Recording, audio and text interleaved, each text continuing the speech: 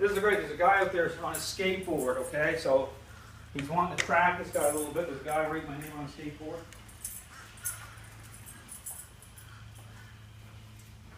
I'm moving him.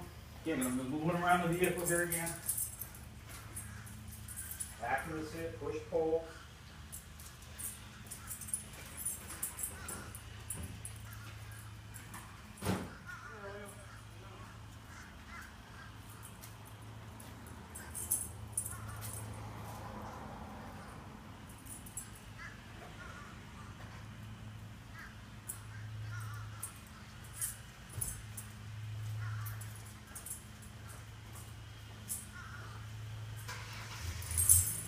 Again, my neighbor right there, Ilio, doing the lawn. You know, again, as soon as Kota starts reaching out a little bit, so right here, see that? Bike going by. He's, you know, he's reaching with his mind right here. Same thing, I'm tapping him in, tapping him in. So communicate, say, no, I own everything. I own that bike, or whatever it is. So again, I'm move around the car here again. Just opening up his mind a little bit more.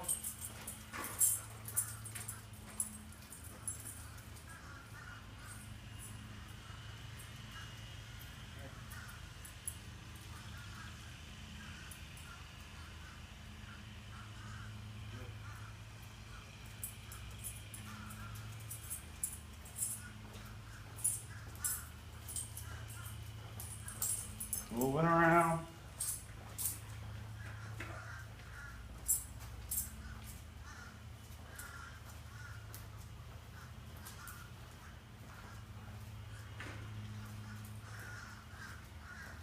Same thing, doing it down with him here in a second. Push, pull, down. Going into it down really well. He's down there. Push, pull a little bit. Sit. Push, pull, good solid position. Moving around again. Now here, you're going to see me in the video. I'm going to be moving to the more of the front street, the biker. Hopefully I'm going to get the biker going by. You'll see that in the video. So the idea is to get really close here so the biker goes by.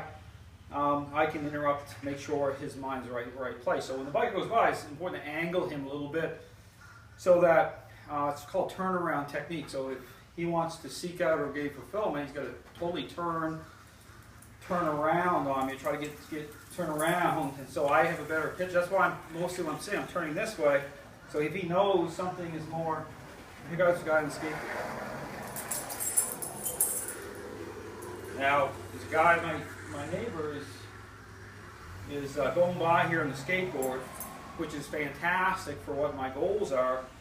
And so I'm going to move a little closer to this area here so you can hopefully see in the video the guy going by on the skateboard. Just I'm tapping Kota out.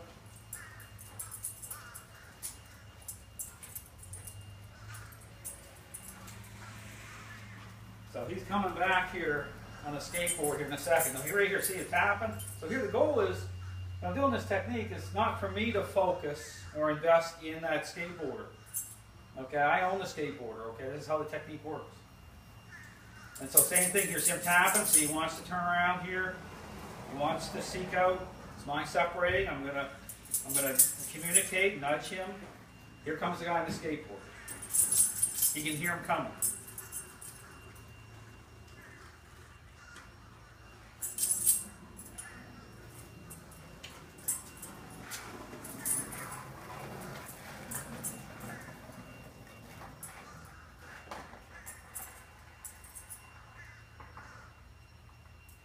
Right here.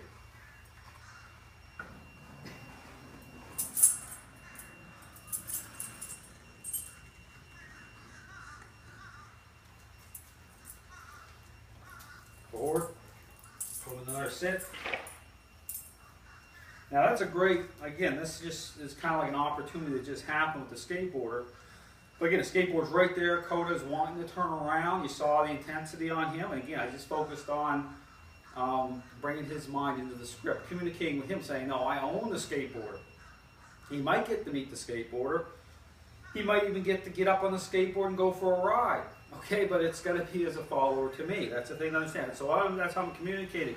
So it's like these nudging represents kind of like sprinkling pixie dust on his mind, okay? I'm not communicating in such a way to say an absolute no, okay? What I'm saying is I'll bring him into a follower script. So I'm saying is I'm not removing the hope away. I'm defining how the connection happens, okay? Because right now, he is reaching out in such a way that he's objectifying. And how you can tell us how he responds to reasonable influence, okay? This is why, if he truly was in a follower state, he'd stay in, okay? Just from a level of communicating in a very low way, just from what's being established through the relationship, he would not be challenging, okay, influence that way. That's reasonable, the reasonable amount of influence, okay? His mind would hold in.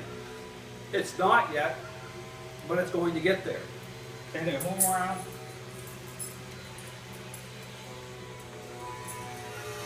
Here comes the skateboarder again.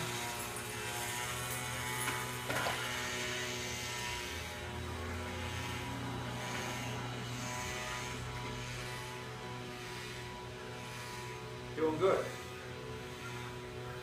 So same thing, when you're doing this technique again with a dog that has a lot of power, has really connected that dog to things like skateboards or bikes, and you do this technique, you'll see a huge amount of stress on the dog, okay, because of what's been established, how the mind works, how it connects that way. And so you get, but here Kota doing really well, okay? I mean, yes, he's reaching out, but coming online very quickly because it's all about clarity. It's all about how communication happens. Moving around here again.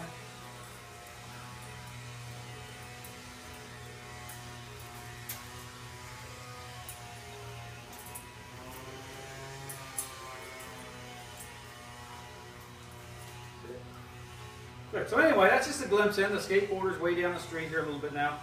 I just want to see how this works with starting to define how he connects to his environment, other people, other dogs, skateboards, but it's all about clear communication. So moments of influence take hold, but influence is relational influence. It's not meant to be a correction to say he's doing something bad. That's why it's proactive. It represents a nudging just as the mind separates, okay? But you have to put it in context to know what that represents, looking through the relational lens. You have to invest this way of thinking. Otherwise, you'll look at this method wrongly. You'll look at it like being Lysdale correcting the dog, or dog's not doing anything wrong. No, it's relational. It's understanding how the dog's mind works, how it's governed and influenced at that level. So therefore, you have to be able to create that standard and understand what your goals are. Okay, so it's all about how you communicate this and how these building blocks set up. Because as you see this happening, when I'm really hitting the street, you're going to see how this all follows this path. You're going to see his mind start to really stabilize. It starts to come in, the stress comes off him.